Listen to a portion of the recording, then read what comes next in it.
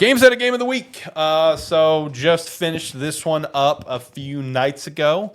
Gonna shout out a apparently a just absolutely beloved game that dropped, I believe, last year, and just kind of missed. I kind of personally missed it till now, and that is Mouthwashing, an indie horror like thriller game that you can pick up on Steam. It's got that nice pixel art style for the game.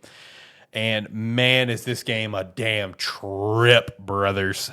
So you're featuring five characters. You're featuring Curly, who is the ship's captain, as well as his co-captain Jimmy. And then you have Anya, Swansea, and Daisuke, who is the last-minute intern. And you guys are on a spaceship doing a delivery. The delivery, you're working for a company called, I think it was Pony Express. And the delivery, as you guys come find out, is just an ungodly amount of mouthwash. Ungodly amount of mouthwash that you guys are going to deliver. Shit goes south and the ship crashes and you guys are just stranded in space.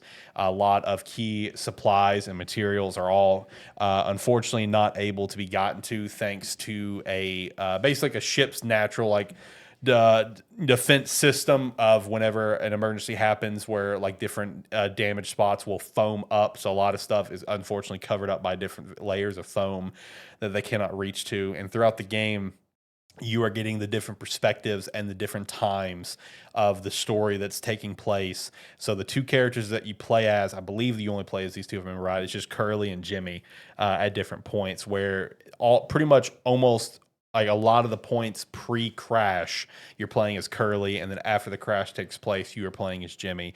And it's so fascinating the way the game handles those different perspectives of where, you know, you have the perspective from Curly's point of view before the crash, where it pops up on screen X amount of hours or days or whatever before the crash.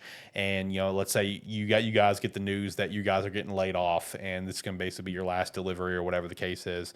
You get all the underlying story that you get to experience throughout the game with Jimmy and like let's say Anya, like Daisuke and Swansea, and you know it just constantly flips back and forth. So it's like, you know, 1 minute you guys are all trying to celebrate like Curly's birthday before the crash, and that's when he breaks the news that like, well, you know, hey guys, we're gonna get laid off, this is our last job. To like the game has like the transitions are really cool where it has like a glitching sort of approach where, you know, the sound starts glitching out and the screen kind of freezes and like glitches out, and then it transitions to the future where it's just like X amount of hours after the crash and now you're playing as Jimmy, and you know, just trying to survive is the best way to put it. In Curly's case, Curly got brother. He got messed up in the crash, and you are, you know, you don't have access to a lot of your standard medical supplies. You did everything you could for Curly to at least keep him alive. He's all bandaged up, everything of the sort, and like you're to a point now where you're basically kind of force feeding him the mouthwash because it's some form of antibiotic that you've got, and you have to go in yourself and like open his mouth yourself, pour it in, kind of thing. It's really disturbing, that whole side of things. Just like the entire you know, overall overarching story of just the different psychological effects that everyone has of being stranded, and just that overall, you know, desire and will to survive, as well as other underlying plot points that obviously I don't want to say because I, you know, please go experience the game and experience those plot points yourself with certain characters, where it becomes a change of where it's no longer X amount of hours from the crash and it swaps to X amount of hours till judgment is what it will pop up for, where, you know, you are experiencing just kind of how you have to approach certain things in life and just kind of come to a point where it's like, I need to go face this. I can't run away from it. So man, it is such a unique trip, dude. Just the constant back and forth throughout the game, getting to experience this story. Absolute trip, absolute pleasure to play this game.